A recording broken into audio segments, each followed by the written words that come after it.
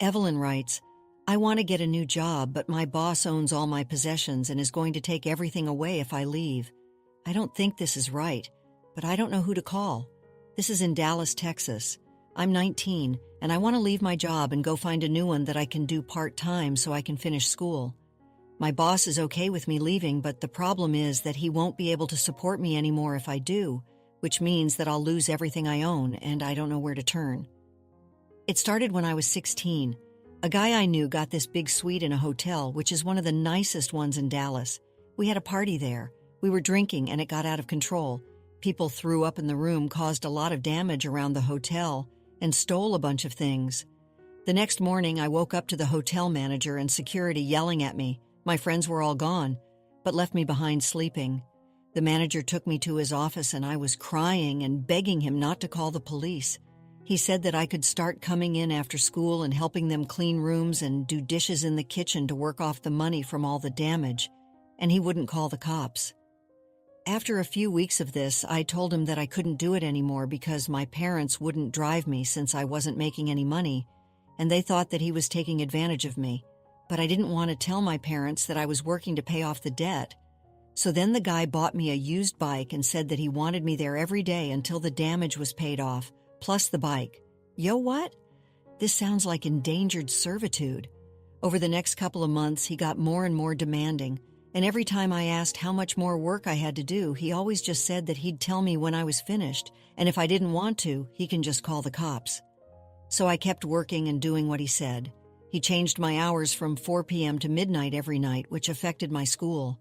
He's a nice guy, and I didn't want my grades to suffer, so I always had to bring him my report cards. But he said, don't drop out. Yo, what? When I turned 18. Yo, hold on. Didn't Evelyn say that he started when he was 16? He did do this for 2 years? When I turned 18, I stopped going to school and just slept in during the day. When he found out, he said that I had to be here pretty much all day if I was not going to be in school, which I hated because then I didn't have time for my friends or my girlfriend. To complicate things, my boss's house sits for a family that lives in India, and they're not here most of the time. And whenever they're away in India, my boss lets me stay in their place. It's not all bad because I live comfortably. My boss lets me take home leftover food from the very upscale restaurant whenever there's leftovers. Also, the house I live in is nice, and there are books or other things in the gift shop that no one buys sometimes, and he lets me take those too. Still, I've told him several times that I want to be paid, but he always says that I owe him, and he won't tell me how much the damage was or how much I've worked off. I know the statute of limitations is 3 years, and after that he can't press charges against me. So yesterday was 3 years exactly, and I told him that I know that he can't have me arrested anymore and that I want to quit.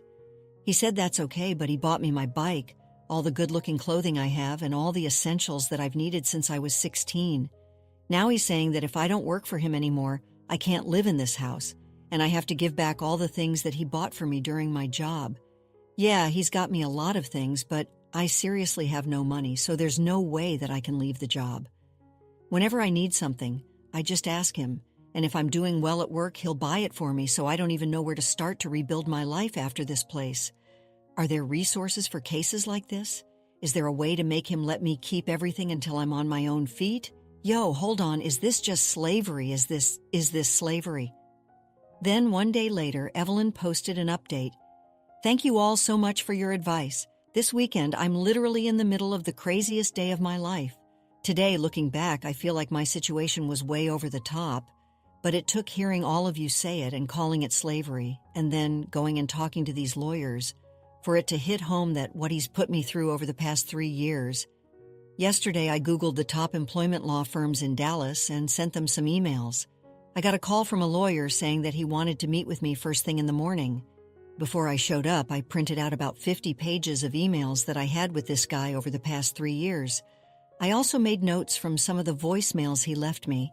After about 5 minutes of talking to the lawyer asked if it would be okay for some of the other lawyers he works with to join us, and I spent about 2 hours answering their questions and talking them through everything. The moment it sank in how big of a deal this is was when I saw one of the other lawyers tear up a couple of times when I was talking. Honestly, it never felt like such a big deal to me before, but now I'm seeing it in a whole new light. In the end, they said that they'll take on my case 100% for free, and I won't have to pay anything up front. They just need a few days to do some research before we meet up again and talk about the details, which is going to happen on Friday, like a bunch of you said. They told me this is a lot more than just a pay issue, and that there's a lot of parts they need to explore about lost wages and also criminal charges that he will 100% face, but they need to talk about strategy first. When we were finishing, the main lawyer I was talking to asked what I was doing for the rest of the day. I told him I thought that I was going to play it cool until we sued him, and I would just go to work after this. I had called in sick this morning, and I said that I'd be in after lunch. He said, "Will you excuse us for just a minute?" And then they went to another office to talk for a few minutes. When they came back out, they asked me if I wanted to stop working at this job and get out from under this guy. I said yes. So the guy said to go home and pack my things, and they're going to make arrangements for me this afternoon. He said that I was never going to work there again and I shouldn't answer any calls or messages from him ever again. So I've been home for a few hours packing, and then I got this email from their office. "Mr. Evelyn, it was a pleasure meeting you this morning. The other lawyer asked me to get in touch to share the details of the accommodations that we would like to provide, as well as some logistical information in advance of our Friday meeting. We've made a 30-day reservation for you at such and such location. I've attached a copy of your reservation confirmation. Please note that this has been paid in full. Another worker from our office will be in touch around 4 o'clock this afternoon to check in on how things are going and coordinate with you on getting your things out of the house and into the hotel. She'll also provide you with some spending money for any immediate essentials and get you set up with an UberX account to make transportation to our offices a little easier next time. Although we hope to represent you in these matters, we're providing these accommodations at no cost and with no obligation on your part. This is intended to help bring more immediate stability to your living situation so you can focus on the next steps of your life. Thank you again for getting in touch with us. We look forward to seeing you again soon." So I assume they're willing to do all this for me and spend all this money on me because they think they're going to make a lot more money from this. And maybe I am too if everything goes well. So I'm beyond thrilled with how this is turning out so far, and I 100% want to work for them. Then, 2 years later, Evelyn posted an update. "The firm I hired was the best thing I could have ever hoped for. They got me out from under my boss's thumb immediately and helped me get back on my own feet without having to be under my boss, my parents, or anyone else." After our first meeting, I lived in their offices for a few months. We had to go through thousands of emails and voice messages talking about all the context behind these messages, and I also had to make a long timeline of events and tell them everything that had ever happened to him. It was so emotionally draining, but their team was very supportive, and they helped me get through the hard times. When it was all laid out in front of me, the guilt over what I did to my own life took hold. How could I have been so stupid? It's so obvious what he was doing. Simple math said that none of this made sense, but I just didn't see it. I think part of it was because of my parents, and I didn't want to listen to them so much that I decided they had to be wrong when they tried to get me to stop. My lawyer started talking to my boss and his lawyer, and the hotel chain's executives and also the police, and they said there are also some issues that made this possibly a federal crime. None of that registered with me how serious it was, but once that happened and I thought that things were going to be okay, my boss came to the hotel that I was staying in. Yes, he followed me from my lawyer's office one day, and that's how he found out where I was staying. He came to my door yelling at me about how he gave me everything and he did everything for me, and that this was going to ruin him and his family. And he was showing me pictures of his kids, who he said would starve without him to put food on the table, telling me that I blew this out of proportion and that my lawyers were going to bankrupt his family and put him in prison for life. My lawyers never said anything to me about that, and I didn't want his family to suffer so much, but he was being mean. He had never yelled at me like this before, and even though he never hurt me in the past, this time I was scared. I texted my lawyer to see what I should do, and they came immediately with the police, and they arrested him and got me a restraining order. A few days later, my mom and lawyer came over while I was taking a nap, woke me up, and told me that my boss killed himself. I never felt as bad as I did at that moment. It's a feeling that I wouldn't wish on anyone. It was just a sick feeling in my stomach, and my whole body felt numb. I felt like it was a bad dream that I could wake up from, except I couldn't. I had a mental breakdown, and I spent 2 months in the hospital thinking about all the things that he said to me about his family and about me overblowing this, and it made me question everything again. My lawyers said they would handle as much as they could without me, and they would just come to me whenever they had important details that they needed my input for. My parents also came back into the picture and were very supportive and were helping me more than I ever expected. I asked my mom to bring a printout of all the comments from my first post, and that helped me a lot. I read over them every day just to remind myself that what he did was not okay and that I was right to get help. The most apologetic person was someone from the hotel chain. They said that it was a privately owned and managed hotel, so my boss didn't even work for them, but they still wanted to make sure that I was okay. In the first comments, you guys were saying that I should be owed at least $330,000. Well, the hotel chain itself paid me more than that just for agreeing that they weren't responsible for what he did. My lawyer said that it was a generous offer that they didn't even have to make, and that the person I talked to genuinely felt sick over my situation and wanted to do the right thing. They told me that I should take it, and there would be a lot more coming from the franchisee who owns dozens of hotels, but not all from this chain. The franchisee was very defensive at first, but a big turning point was when they realized that one of the managers who was over at the hotels in Dallas was a guy that I saw all the time and who my boss had told the story of me working there, and we talked about it once. And the guy told me that he hoped that I worked off my debt soon, and he wished me good luck. But this guy knew that I had been there for years, and he was also the one who approved our budget, so he knew that they weren't paying me. My lawyers were very smart to find this out, and when they did, the franchisee wanted to settle. It was a big settlement. My lawyers got a third of the settlement. They said that it was one of the biggest that any of them had ever seen for this kind of case, but they said that it was fully warranted. I have enough to live on for a very long time, and I can also finish my education in hotel management. And, oh wow, hotel management. Evelyn, you're going into Okay, that completely threw me for a loop. Well, I guess he does know the hotel business in a way. I just never would have imagined he'd want to go back into it. Sorry, that came out of nowhere. And I'll even have enough left over to start my hotel if I want to do that. It's been a blessing, but I also didn't realize how incredibly hard it was. I never told anyone about the settlement, but people did find out. Everyone comes out of the woodwork and suddenly wants to be my friend again. So the hardest thing by far is trying to figure out who I want to be friends with and who I don't. It's little awkward things, like you go to dinner with a small group and people look at you like they expect you to pay for everyone just because you got a big payout. Guess who even had the balls to call me? The friends I was with all those years ago who left me in that damned room, and my girlfriend who I tried to protect from her Bible thumper parents so they wouldn't find out that she was bi. It hurt a lot to hear from them after all these years. It was very upsetting.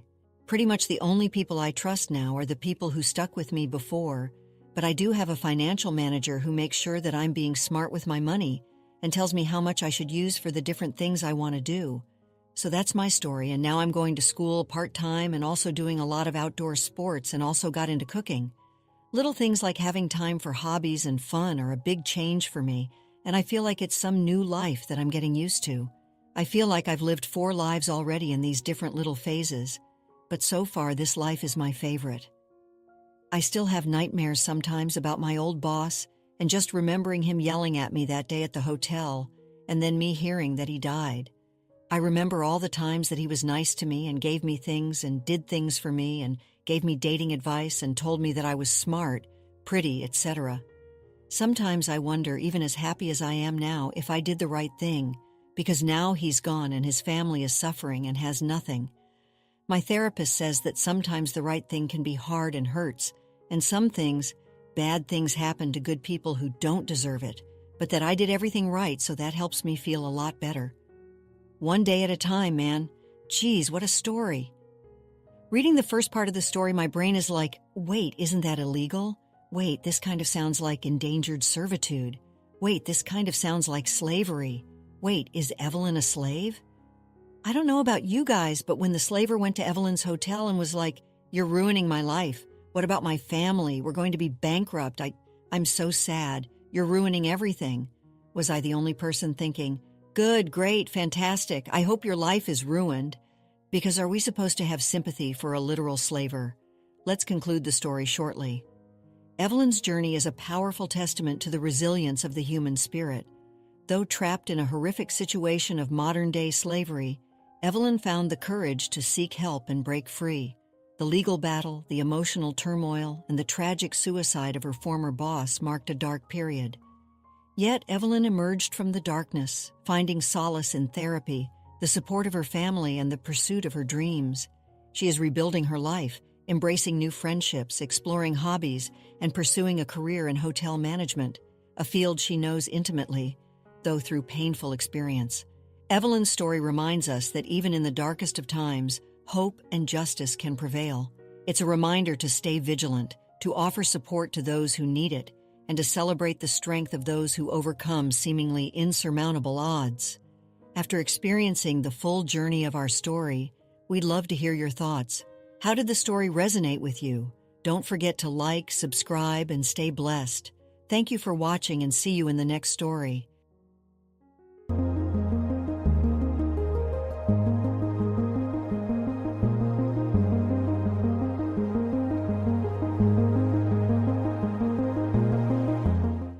Alright, everyone's presentations are done. Nick, the manager, said as he tried to move the discussion forward. Excuse me, I haven't. I recently found out something. Nick interrupted me and began to speak. There's apparently someone in this department who didn't graduate high school and is just a part-timer. Meetings should be for employees only. Absolutely right. His lackey, Mike, of course, agreed with Nick. I'm leaving. After leaving the meeting room, I started to shut down my computer. I noticed that an email had arrived, not in my personal inbox, but in the company's shared email. Thinking, there's no point in speaking up, no one will listen, I went home quietly. The next day, I heard a commotion from Nick's desk. He was staring at his computer screen, his face pale. Nick! Is something wrong? Mike looked at the screen with him. And he turned even paler than Nick. Why is he so angry? Knowing the reason for Mike's distress, I thought to myself, serves them right. My name is Adam. My mother passed away when I was in the 9th grade, and I was raised by my father. Well, you could hardly call it being raised. After my mother passed, my father changed. He drowned his sorrows in alcohol, and though he still went to work, he squandered our living expenses on horse racing. Because of that, I had to start working part-time as soon as I entered high school. Every month, I went to the convenience store with bills in hand that couldn't be auto-deducted from my father's account. Even though I endured it because I didn't want to be alone, I reached my limit in my second year of high school and dropped out. I found a live-in job at a distant inn. Thank you for everything. The day I left home, my father, still staring at the TV, spoke. Take care. That was our last conversation. Back then, 18 wasn't the age of majority, so I needed my father's permission to work, and I couldn't hide my place of employment. Yet, my father never visited me even once. I kept working just to survive, and before I knew it, I was 42. Years of hard work paid off, and I was transferred to the headquarters. I was thrilled to be recognized by the company, as I thought I'd be working in the field until retirement due to my lack of formal education. Listen up. Our work can change the future of our employees. Don't drag us down. On my first day after the transfer, Nick, dressed in an expensive suit, spoke sternly. There was a reason for this. Our inn was located in a prominent tourist destination, known so well that everyone in the state could sing its commercial jingle. At its peak, we had 5 locations within the state. But that was long ago. Due to financial difficulties and aging facilities, only the place where I had worked for many years and the original establishment remained. I was prepared to lose my job anytime, but now there was a glimmer of hope. With the rise of social media, the tourist area where the inn was located started gaining attention again. Depending on how hard the sales department, where I was transferred, worked, we could either thrive or be forced to give up this prime location to the new hotel chains continuously popping up. For Nick, who had switched careers from another industry to strengthen our sales, this was a battle he couldn't afford to lose. I understood why he had to be strict. I will do my best. Nick sneered at my enthusiastic declaration. Did you not hear what I said? I'm sorry. I thought I was listening carefully. Out of habit from years of customer service, I apologized reflexively, though I had no idea what had offended him. Someone was watching me with a smirk. In this department, there are those who are expected to excel and those who have been shoved here because they have nowhere else to go. You are the latter. It was Mike, the section chief. He's 7 years younger, at 35. But he was called to headquarters much earlier than I was and had been moving around within the headquarters ever since. I'm not jealous, but I can't accept that he's my boss. Graduating from a prestigious university, he has an unusually high pride and caused many problems as a newbie, making things very difficult for me when I was the front desk leader. When I found out Mike was transferred to the sales department a month before me, I was disheartened. Mike is right. With just a middle school diploma, there's not much you can do. Don't even think about achieving results. As if I didn't exist, Nick remarked, I'm thirsty. Mike eagerly ran to the coffee maker. It seems Mike is Nick's lackey. I regretted being happy about my transfer to headquarters, wishing I had stayed on site forever. Send a direct mail to every company on this list by the end of the day. Nick only assigned me tasks that even a new graduate could handle. What? There are over 1,000 companies. You want me to send to all of them by today? Yes, if you and your fellow misfits split the work, even those with nowhere else to go should finish by today. I glanced at the employees typing away expressionlessly. They were worn out from customer service, only thinking about leaving on time, or were women reassigned after having children, with zero motivation for work. Even Sam, a new graduate from the same university as Mike, who was supposed to be among the expected achievers, had no enthusiasm for the job, having joined the company wanting to do customer service. I don't care what they say, I plan to quit any time, he said. Only Nick and Mike were highly motivated, making all the decisions between the two of them. I originally only wanted to work at the inn to survive and had no particular attachment to this job. I swallowed my words, thinking I had no right to reprimand them. About a month after the transfer, Nick told us with a frustrated look. To commemorate the 50th anniversary, we've decided to create a plan exclusive for one group per day. Originally, Mike and I were supposed to come up with it, but our president, Mr. Thompson, insists on hearing everyone's opinions. So, you all get a chance. As Nick explained, Mike began handing out prints. Make sure not to embarrass Nick. If your ideas are half-baked, you'll have to redo them. It seemed that they had printed his handwritten notes by Mr. Thompson, which included several questions and a section for free responses. It made sense why Nick had to seek our input, given that all responses had to be submitted to Mr. Thompson. We were given a week to think about it, and a meeting was scheduled to compile our ideas. My plan is to let guests enjoy both the old and modern America. Nick began the presentations. Guests would watch a master confectioner at a nearby traditional sweet shop make sweets in front of them. The welcome drink would be premium tea in a bottle. Nick's plan was certainly attractive. After his presentation, Nick called on us to present in the order we were seated. Just as I stood up for my turn. All right, everyone's presentations are done. Excuse me, I haven't. I recently found out something. Nick interrupted me. There's someone in this department who didn't graduate high school and is just a part-timer. He was likely talking about me. I joined the company as a part-timer and was made a full-time employee when I turned 20. That was 20 years ago, so Nick and Mike probably had no chance to know until recently. Meetings should be for employees only. Absolutely right. After that, Nick kept creating opportunities to solicit everyone's opinions, purposefully excluding me from speaking. The meeting unexpectedly heated up and went past the scheduled end time. A few people asked to leave, and the discussion continued with the remaining few. Still here? Normally, you'd leave in that situation. Though I had no attachment to the job initially, hearing kind words from customers made me want to make them happier. For someone like me, with nowhere to go, the inn was my home and customer service was my life. I felt pathetic about my current self. I'm leaving. I left the conference room and started shutting down my computer. I noticed an email had arrived, not in my personal inbox, but in the company's shared email. Thinking no one would listen to what I had to say anyway, I quietly went home. The next day, while preparing the DM as instructed, I heard a commotion from Nick's desk. In his haste to stand up, he hit his knee on the desk. He stared at his computer screen, his face pale. "Nick! What's wrong?" Mike, thinking he should be the first to rush over, approached Nick while still wearing his coat. He peered at the screen with Nick. And he turned even paler than Nick. Why is he so angry? Who is responsible for this company? Nick, more irritated than ever, asked, and Mike answered without checking. Probably Sam. Sam wasn't there because he was attending a morning training session for new hires. Nick gave up on getting angry and returned his gaze to the screen. They were looking at an email that arrived right after the end of the working day yesterday. Apparently, no one, including me, had checked it before leaving. The email was from a large company that used us for their annual employee trips. The president and executives of that company also frequently used our services personally. President of the company, Mr. Mason himself, had declared that neither he nor his company would ever use our services again.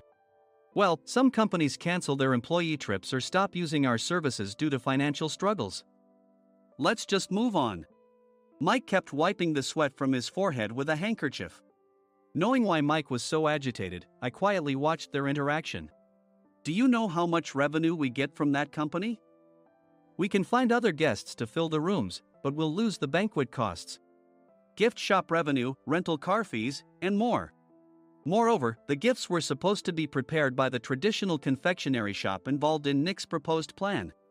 If it's known that we incurred such a huge loss at this critical time, Nick's position in the company would be jeopardized. Nick took a deep breath, seemingly trying to calm himself. All right, Mike. Go to New York right now and apologize to Mr. Mason. What? You're coming with me, right? I have urgent work to do. I trust you, which is why I'm entrusting this to you. Please. Mike, believing Nick's sincerity, agreed with a determined look on his face, saying, yes. That's Nick for you. Even if Mike went to apologize, Nick would shift all the blame onto him if the client didn't change their mind. Well, it was Mike's fault to begin with, so it served him right. About 3 hours later, Sam answered a call from somewhere and repeatedly apologized, saying, I'm very sorry. Everyone watched to see what was happening. After ending the call, he informed Nick with a weary tone. When Mike arrived at the client's company, he only made things worse, further infuriating Mr. Mason. He was demanding, get his boss here immediately. It was no wonder Sam was exhausted, dealing with such a call right after returning from training. What is that idiot doing? All right, Adam, you're coming with me. If sacrificing Mike didn't work, then I must be next. Normally, I'd want to refuse at all costs, but I saw an opportunity in this situation. If I can be of assistance, I'd be happy to join you. I obediently followed Nick, and we flew to New York. When we introduced ourselves at the reception, it became clear how serious the situation was, as the receptionist personally escorted us to the president's office. Angry voices leaked through the door, making both Nick and me uneasy. Excuse me. I'm Nick, the supervisor. I understand my subordinate has caused you trouble, and I deeply apologize. Nick, with his experience in the corporate world, knew enough to offer an apology before excuses. However, his customer service skills left much to be desired. I sighed as I saw Mike trembling like a small dog in the corner of the room. What kind of training are you giving your subordinates? Mr. Mason glared at Nick with a red face. The intensity of his gaze made even Nick take a step back. Regrettably, I joined this company only 2 years ago and was unaware of Mike's issues. I should have identified his shortcomings sooner. Indeed. I should have realized sooner. No sensible person would come to apologize and then give a lengthy presentation on the drawbacks of not using their in. Nick froze, his mouth slightly open. Suspecting the worst, I picked up the documents that had fallen to the floor. It seemed Mike hastily prepared these documents on the plane, listing the disadvantages. Disadvantage 1, if you change the venue for the company trip, employees might suspect it's for cost-cutting reasons, leading to a negative impression. Reading it aloud half-jokingly, Nick snatched the papers from my hand and checked the contents with a furious expression. Among the stack of documents was a receipt from a nearby convenience store's copy machine. I felt a pang of dread, hoping he hadn't shown the receipt as well. What do you think he said when I asked what kind of nerve he had to do this? I'm very sorry. Faced with the dire situation, Nick must have thought there was nothing left to do but apologize. In a voice smaller than I'd ever heard from him, he uttered words of apology. He said, "I'm a Harvard graduate. I don't believe I said anything wrong." Mike, what have you done? Forgetting his plan to pin the blame on Mike, Nick yelled loudly, even in front of Mr. Mason. "I didn't do anything wrong." "You're still saying that? Look at him." Mike pointed at me with a shaking hand. "I was assigned to headquarters in my 20s and now I'm a section chief. This guy only made it to headquarters at 42. Everything I've done proves I was right. So why are we losing the contract?" Having said his piece, Mike collapsed to the floor. "Of course. You were sent there because you had nowhere else to go." Mike never expected to hear such words from someone he looked down upon. He lunged at me, and Nick hurriedly stepped in to stop him. "Mr. Thompson told me Mike is a quick thinker, and to take good care of him." There's no way he was pushed aside.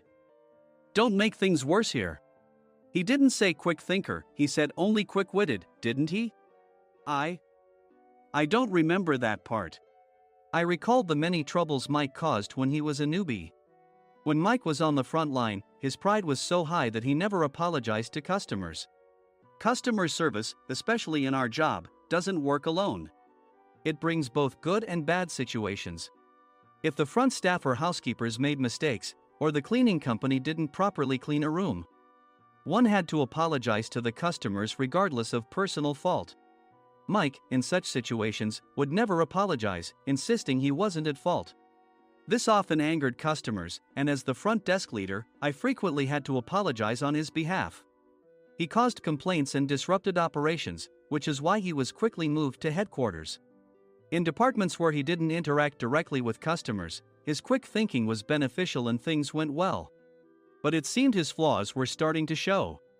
Corporate reservations are supposed to be entered into the system by the sales representative. But a quick check yesterday revealed that more than 10 items were missing from the client's reservation. The handover document clearly stated what needed to be prepared. Why didn't you enter it into the system? Why do we have to give them special treatment? Filling rooms near the banquet hall, setting up all the food in advance. Specifying the brand of wine, they're too demanding. No wonder he always angered customers, I thought, feeling a headache coming on. Grouping them in rooms near the banquet hall is for our benefit too. It makes it easier for the staff to set up beds and serve breakfast since everyone's schedule is synchronized. As for the other requests, Mr. Mason suggested them to lighten our load. I didn't know that. Nick finally seemed to realize that Mike was the one who had angered the client. What did you say to them? I just told them we wouldn't give them special treatment anymore. We shouldn't waste effort on things that don't bring in money. I was utterly exasperated at his lack of understanding of customer service. Of course, we shouldn't comply with unreasonable demands. But carrying over successful practices from past stays makes customers feel remembered and enhances their experience. Good memories encourage repeat visits. That's part of our job. I looked down at Mike, who was sitting on the floor. In our job, nothing is a waste. Mr. Thompson likely moved you to the sales department, hoping you'd finally understand this. How do you think he feels now that you've failed to meet his expectations?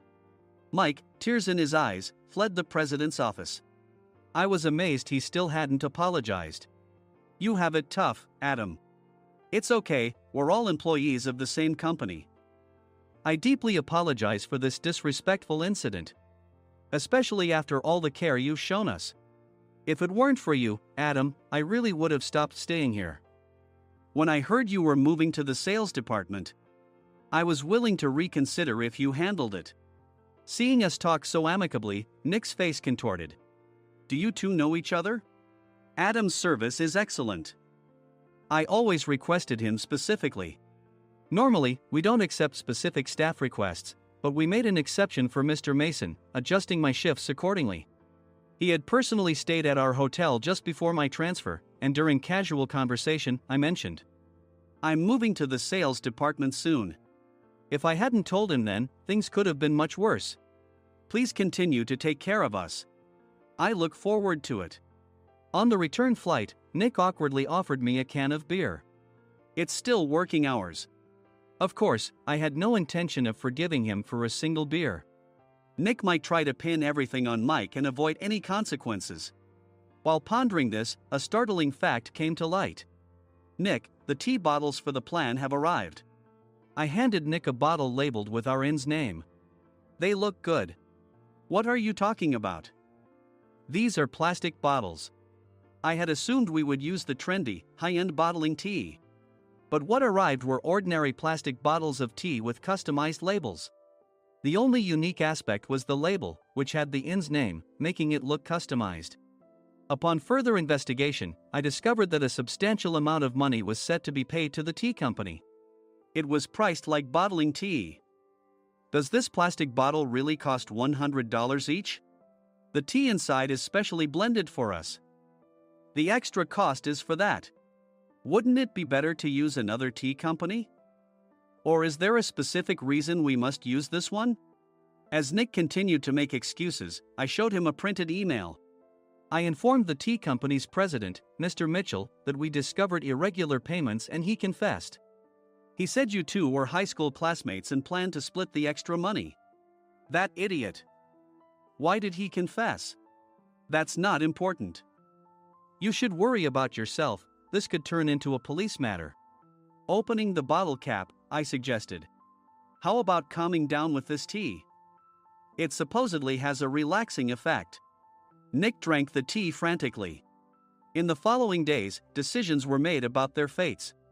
Mike was reassigned to the General Affairs Department, with no chance of transfer or promotion, as per Mr. Thompson's orders. As for Nick, since the payment to the tea company hadn't yet been made, he narrowly avoided legal trouble.